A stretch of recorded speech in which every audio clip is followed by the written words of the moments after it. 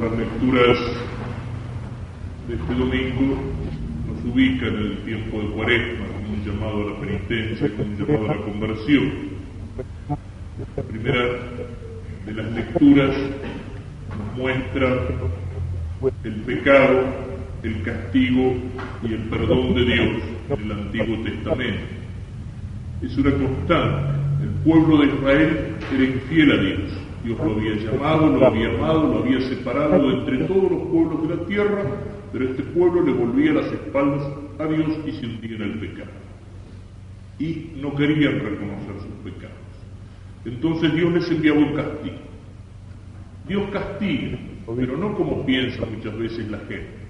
Dios no castiga para vengarse, Dios no castiga ciertamente por maldad, Dios no castiga para jorobarnos ni por el gusto de hacernos sufrir. Cuando Dios permite en nuestra vida un castigo, un golpe, cuando Dios permite en nuestra vida una sacudida, algo que verdaderamente nos duele, Dios lo hace no por rencor, sino por misericordia. Y a veces es la única forma en que la misericordia de Dios puede llegar a los hombres.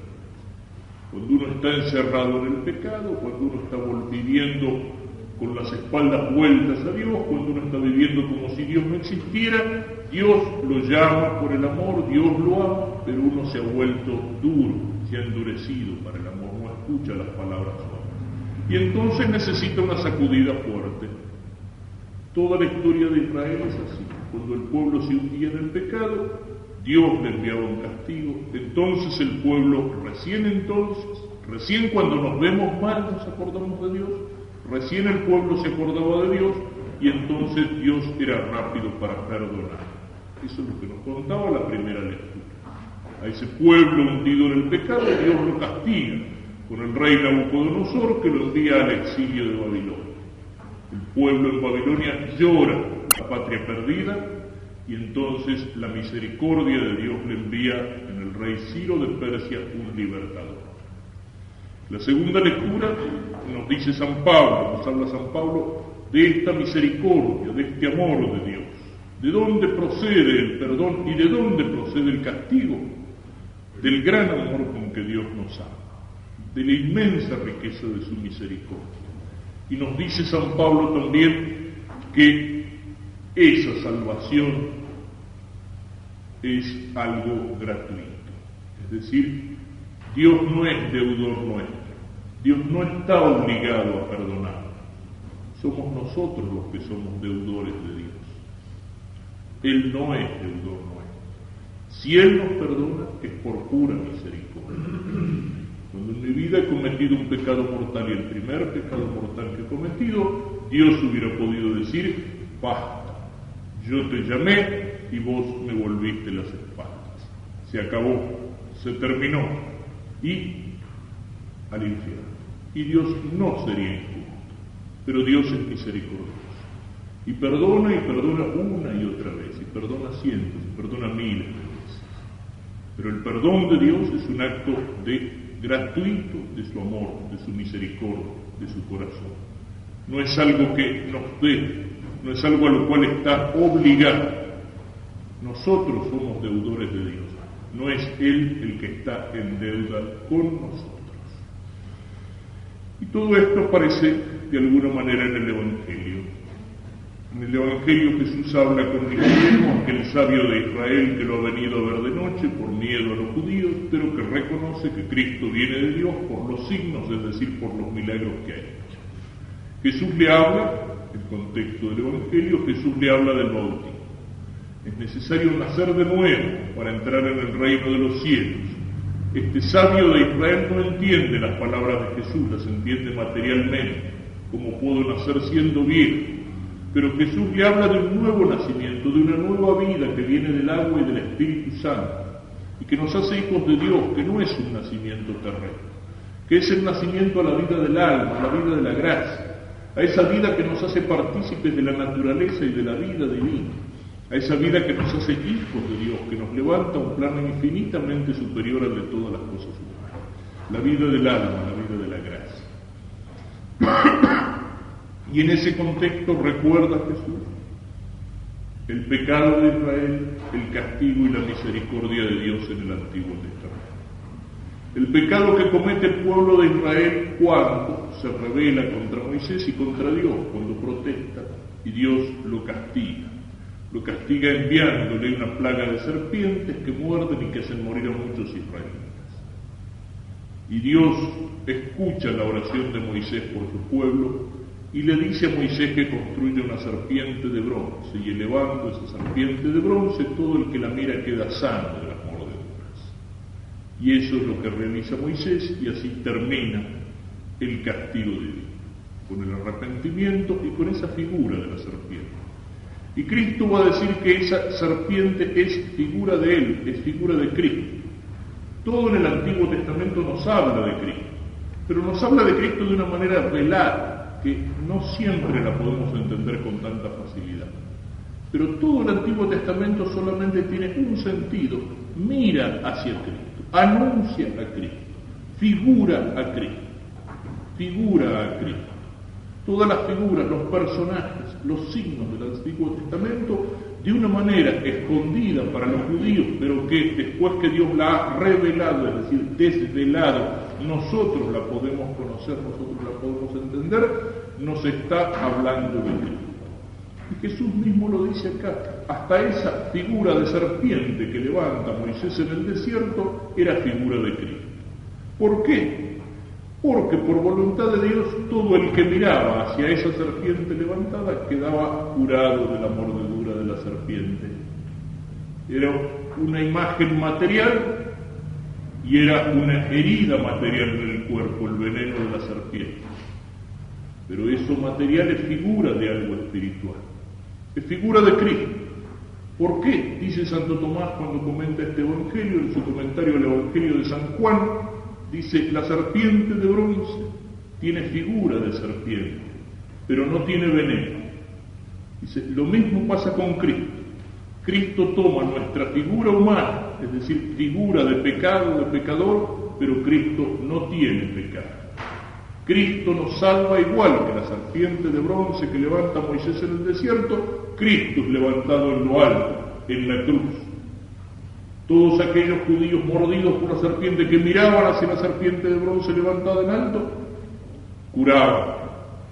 Todo aquel que mira hacia Cristo, es decir, todo aquel que cree en Cristo crucificado, tiene la vida eterna. Como Moisés levantó en alto la serpiente en el desierto, es necesario que el Hijo del Hombre sea levantado en alto. Jesús se estaba refiriendo a su crucifixión, para que todos los que crean en Él tengan la vida eterna. Y de allí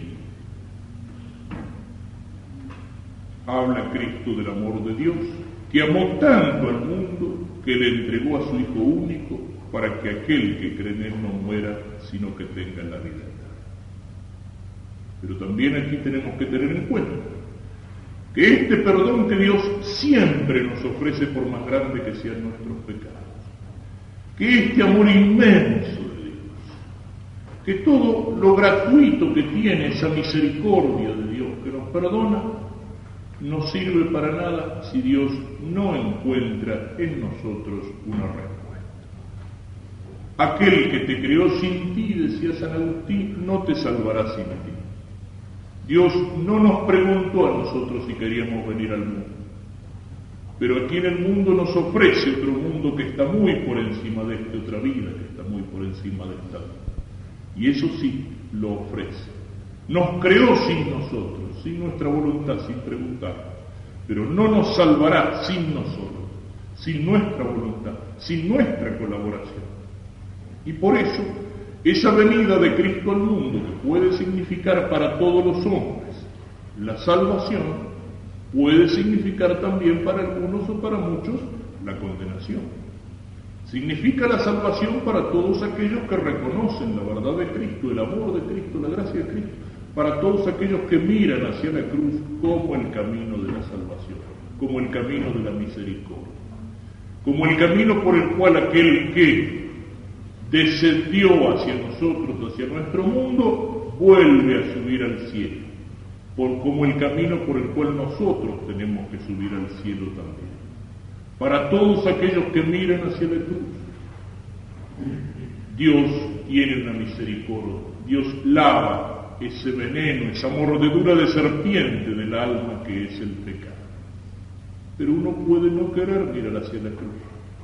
Dios ofrece la misericordia, ofrece la salvación, ofrece el perdón, y son muchos los que se hacen los sordos, los que le vuelven las espaldas, los que no quieren escuchar, los que no quieren recibir la gratuidad del perdón divino. Y allí entonces Dios nos deja a nosotros mismos. Aquel que rechaza a Dios, aquel que se condena, aquel que sigue en el pecado, aquel que se va al infierno, no es por culpa de Dios. Dios le ofreció la misericordia, Dios le tendió la mano. Él no la quiso aceptar. Cristo fue levantado en alto, Él no quiso mirar hacia Cristo. ¿Y por qué son muchos los hombres que no miran hacia Cristo? Lo dice aquí, la luz vino al mundo y los hombres prefirieron las tinieblas a la luz. ¿Pero por qué? Porque sus obras eran malas.